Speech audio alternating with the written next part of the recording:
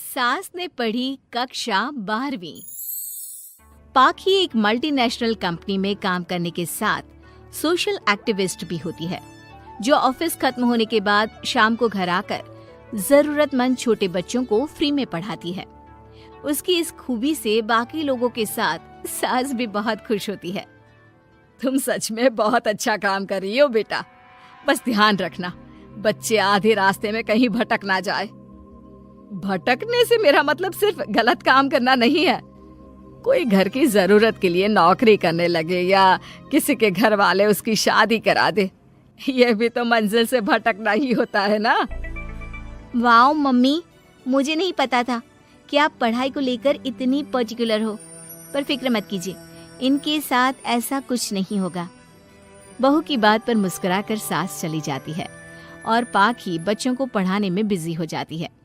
उसी रात पाखी और विराट साथ बैठकर बातें कर रहे होते हैं, जिसमें बहू सास की पढ़ाई को लेकर नजरिए का विराट के सामने जिक्र करती है। हाँ, मुझे सब पता है। ऐसे ही नहीं ये नालायक लड़का इतना पढ़ लिया। वो मम्मी ही तो है जिन्होंने बचपन से खाना खाया या नहीं से ज्यादा पढ़ाई की या नहीं पूछ पूछ कर मुझे इतना पढ़ने पर मजबूर कर दिया। वो हमेशा मुझे पढ़ाई और सेल्फ इंडिपेंडेंट होने की इम्पोर्टेंस याद दिलाती रही। और आज मेरी ये सरकारी नौकरी, इतनी अच्छी पोस्ट, उसी का तो नतीजा है। वाह, अगर मम्मी इतनी पढ़ी लिखी है तो कोई जॉब क्यों नहीं करती? और अगर जॉब नहीं करती तो मेरे साथ बच्चों को ही पढ़ा ले।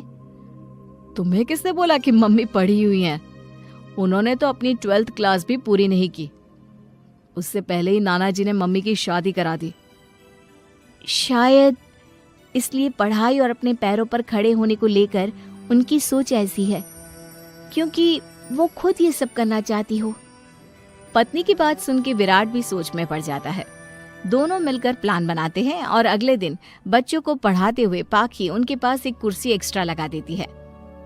ये एक कुर्सी ज्यादा किसके लिए लगाई है बेटा? कोई नया बच्चा आने वाला है क्या?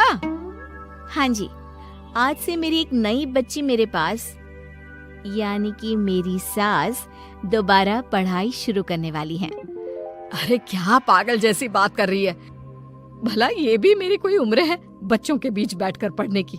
तू बस ना इनके भविष्य पर ध्यान दे, मुझ पर नहीं। मम्मी, सीखने की कोई उम्र नहीं होती, बस इच्छा होती है। और मुझे पता है कि आपके अंदर वो इच्छा आज भी जिंदा है। अरे तू बस अपने काम और इन बच्चों पर ध्यान दे। यहाँ बस सबको बोलने से मतलब है, किसी को नहीं सोचना। अगर बात बाहर निकली तो समाज क्या सोचेगा और परिवार का कितना नाम बदनाम होगा। मम्मी, आपने पापा और इस परिवार के बारे में बहुत सोच लिया। सबकी खुशियों के लिए अपने सपने बहुत कुर्बान कर दिए। अब ये वक्त अपने पर ध्यान देने का है। और जिस समाज की आप बात कर रही हो ना, उसकी तो आदत है हर कामयाब होते इंसान पर पत्थर मारने की। बेटी को भी बहू का साथ देते देख सास गुस्से में अपना सर पकड़कर बड़बड़ाते हुए वहां से चली जाती है। ये स्टूडेंट थोड़ी जिद्दी है, पर इन्हें मैंने 12th क्लास पास नहीं कराई तो मैं भी अपनी सास की बहू नहीं। ये देखने में तो मजा ही आ जाएगा। इसी के साथ पति पत्नी मिलकर सास को पढ़ाने के मिशन पर लग जाते हैं, लेकिन सास उनकी हर कोशिश को नाकाम कर देती है। एक शाम विराट अपनी मम्मी के लिए 12th क्लास की बुक्स लेकर आता है, जिन्हें देखकर इस बार सास का गुस्सा उन दोनों पर मानो फूट ही पड़ता है। अरे तुम दोनों का दिमाग खराब हो गया है क्या, जो ये बेवजह की जिद पकड़े बैठ गए हो? मैंने एक बार बोल दिया ना, मुझे कोई पढ़ाई नहीं करनी। इसके बाद मेरी पढ़ाई को लेकर मुझे घर में कोई जिक्र नहीं चाहिए। पोता पोती पकड़ने की उम्र में किताबें पकड़ूंगी तो अच्छी लगूंगी क्या? अरे परिवार का मजाक बन जाएगा। मम्मी, पोते पोती आप पढ़ने के बाद भी तो खिला सकती हो। और रही मजाक बनाने वाले लोगों की बात, तो उनके पास खुद का कोई सपना होता नहीं, इसलिए दूसरों की उड़ान रोकने की कोशिश करते रहते हैं। बस एक बार माँ, आप कोशिश तो करो। अगर अच्छा नहीं लगा तो हम दोबारा कभी नहीं बोलेंगे। बेटी की बात सुनकर माँ सोच में पड़ जाती है और ये सोचती है कि थोड़े दिन पढ़ लेती हूँ और उसके बाद पढ़ने में अच्छा नहीं लग रहा, ये बोलकर मना कर दूंगी। ऐसी प्लानिंग बनाकर वो पढ़ने के लिए तैयार हो जाती है। मौके का फायदा उठाकर तुरंत वे लोग सास का ओपन से 12th में एडमिशन करा देते हैं। मम्मी, आज से आपकी सारी जिम्मेदारी मेरी। अब तो आपका नाम टॉपर के लिस्ट में आने से कोई नहीं रोक सकता। ये मेरे सीधे बच्चे, इन्हें अंदाजा भी नहीं कि माँ का प्लान क्या है। पाखी सास को पढ़ाना शुरू करती है। दिन बीतते हैं जिसमें धीरे धीरे सास भी कंफर्टेबल होने लगती है, लेकिन फिर पाखी एक सब्जेक्ट पढ़ने के लिए ट्यूशन जाने का सजेशन देती है, जिस पर बहुत गुस्सा, ड्रामा करने और पाखी के लाख बार मनाने के बाद एक बार फिर सास तैयार हो जाती है। थैंक यू मम्मी, आपको नहीं पता कि आपका 12th क्लास पढ़ना हम दोनों के लिए कितना ज़रूरी है। अब ये सिर्फ आपका नहीं, हमारा सपना भी बन गया है। बहू की बात सुनकर सास अपने प्लान को लेकर सोच में पड़ जाती है। अगले दिन पाखी सास के साथ उन्हें ट्यूशन छोड़ने जा रही होती है, जहाँ रास्ते में पड़ोस की कुछ औरतें बैठी मिलती हैं। अरे वाह विराट की मम्मी, तुम्हारा इस उम्र में पढ़ाई का कौन सा भूत जाग गया। बहू को बोलो कि पोता पोती दे दे और बच्चों के साथ खेलो। अरे क्या उनके बीच बैठकर अपनी खिल्ली उड़वाने चल पड़ी। आंटी जी, जब सरकार या भगवान ने सीखने की कोई उम्र नहीं रखी तो आपको क्या दिक्कत है। अरे देखो तो जरा, बहू की जुबान कैसे कैंची जैसी चल रही है। अब सास घर संभालने की जगह इन सब चीजों पर ध्यान रखेगी तो बहू के तो ये हाल होने ही है ना। देखा बहू, इसलिए बोलती थी, अरे खाली दिमाग वालों से बहस नहीं करनी चाहिए, क्योंकि वो जब भी मुंह खोलेंगे गू ही बोलेंगे।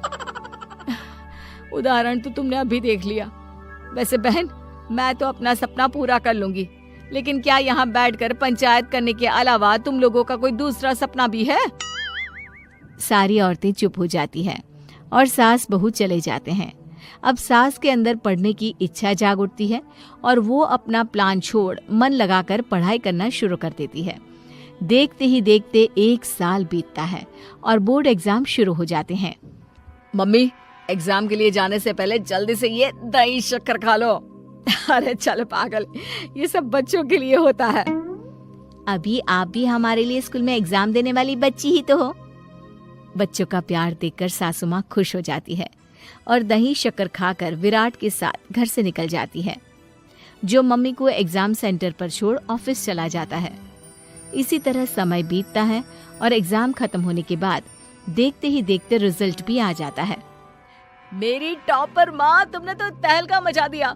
हर तरफ तुम्हारे ही चर्चे हैं। घर वाले ये खुशी मना रहे होते हैं कि वही औरतें उनके घर आती हैं। अरे पंचायत की टोली, आज मेरे घर कैसे? बस तुम्हें सॉरी और थैंक यू बोलने आए हैं। उस दिन तुम्हारी बातों और आज तुम्हारे काम ने हमें ये सिखाया कि सपने पूरे करने की कोई उम्र नहीं होती। इसलिए अब हम भी शादी, परिवार, बच्चे और न जाने कितनी वजहों से अधूरे छूटे सपनों को